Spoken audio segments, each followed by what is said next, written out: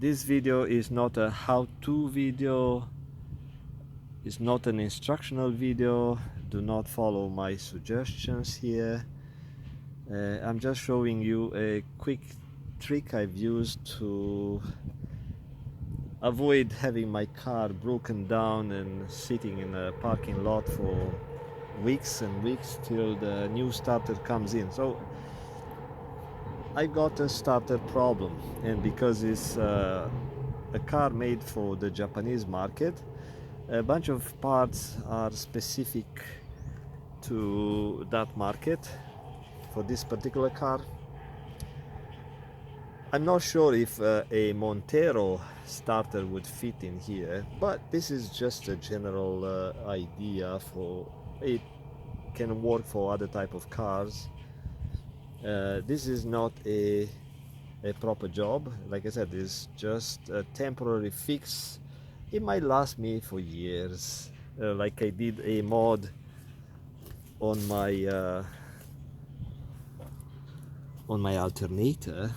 I run a wire, so with a potentiometer kind of a device here, I was able to adjust the output because I was not able to find a proper size belt. Anyway, so the old belt was slipping and the alternator was not pumping enough energy into the battery, and my car would stop on a highway because the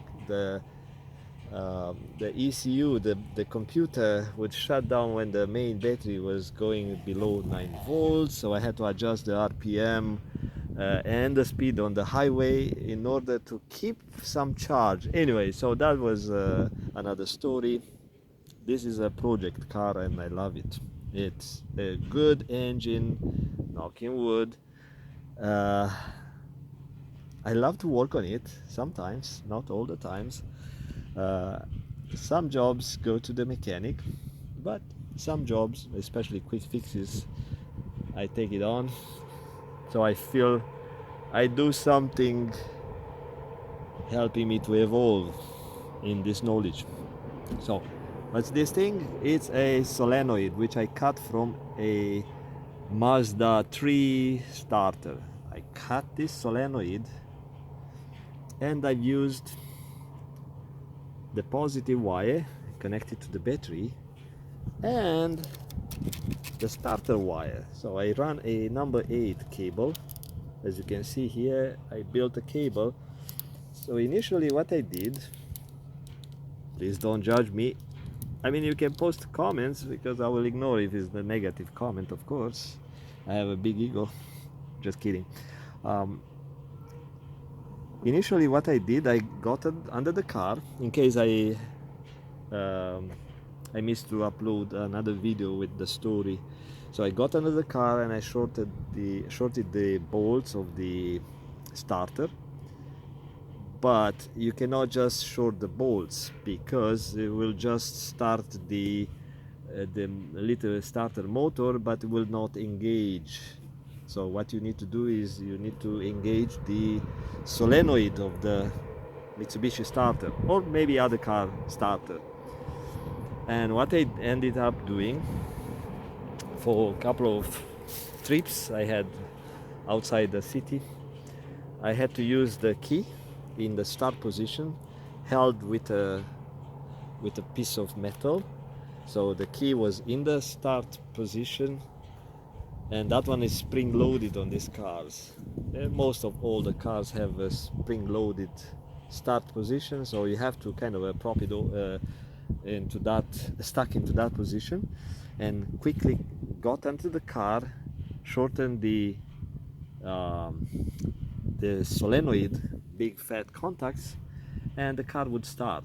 But also this one is tricky because it's diesel and requires heating up or warming up the those heating elements that helps. It's not the spark plugs, I forgot the term of this four heating devices that is heating up the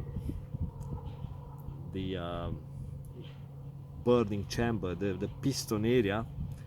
I'm missing, I forget different terms. It's like I need the coffee. Anyway, so it was a bit of annoying to start the car. So what I ended up doing, I connected this fat wire to the starter.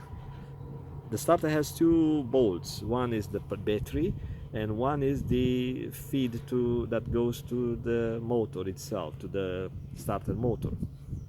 And at the end of that cable, I made this quick fix, and I use this clamp. So I would do the same trick with the key in the ignition, prop it in the start position, quickly come here and short this one, and the engine would start very nicely. But it's still annoying because you have to open the hood, you have to run quickly, then take the key off the ignition, off the start position, keep it in the ignition, but I would get an error because the computer resets and whatever. Yeah, it was an annoying thing. But now I got this solenoid from the Mazda starter. I installed it here because I needed not only to mount it solid to prevent coming out due to the vibration, no, it's also using as a ground. And I'm tempted to replace this clamp here with a proper lug. Like I use this lug here, see the positive line. I made a positive line to the battery, that is the feeder of the solenoid, and I put a proper lug, welded like a soldered it properly, so it's a solid connection. And I use this relay because the coil of the solenoid takes like over 10 amps. I don't know, it's like a high current coil, and or maybe it's more than 10 amps, I don't know. I measured it and I thought it's about 10 amps. Yeah, probably 10-12 amps. And so instead of going with the switch inside of the driver area, I thought I'm going to use a relay. So I've used the relay contact here, and this is the connector that comes from a switch that I'm going to install quick, like just a quick job. And I have the positive, and they go through a wire all the way inside. And again, this is not a how-to video, don't follow these instructions, but I'll show you how it sounds. So at the end of this wire, I'm going to install a switch. Ooh, it's freaking loud. So you hear the little starter, it goes. Okay, so I have to have the key in ignition, but of course the starter does not work, so it just clicks. That's the click you get when the starter dies. But you have to heat up those heating igniter thingy. So there is a oopsie, I shorted this wire when I'm supposed to hold the camera on one hand. So let me see if I can do it by holding the camera somehow. This is going to be my switch, which probably I'll install it somewhere in here. Then turn this one again, so start. And the engine started, but it's freaking noisy because I think it's doing something on the engine wall, something, I don't know. Anyway, so this is just a quick fix, and again, don't do what I'm doing. If it does work, I'll use this one as a way of like a kind of an anti-theft device, but I'll do a proper wiring here. So probably I'll end up installing a lug, 8mm, like a number 8 lug, or I'll use it as an anti-theft. So if I go somewhere, I leave the car somewhere, I'll just put the clamp here, and nobody can start this thing, nobody, because they would have to open the hood, they would have to figure out what the heck is this. Yeah, so I just have to put some better tie wraps here. I have fuse on in line for the positive feed of the switch, so if I shorten the switch inside the yeah, this one is not hot at all. It's just loud because it's mounted on the firewall here.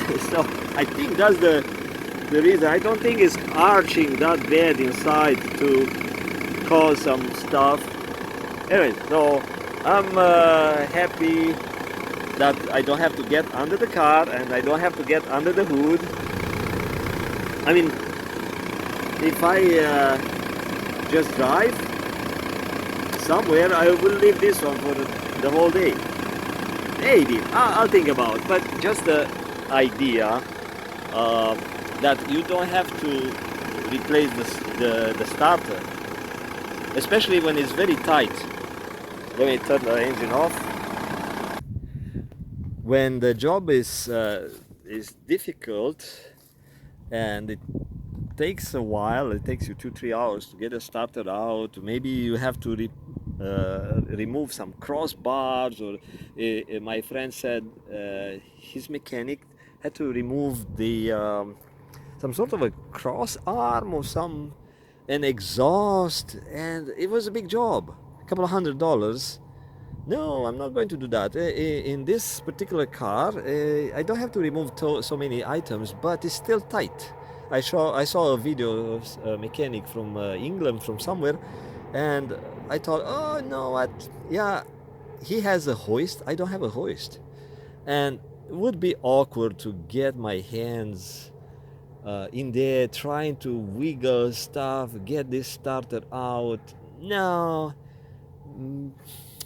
maybe I will leave the whole starter system like that, unless I have $700, $500 to spend.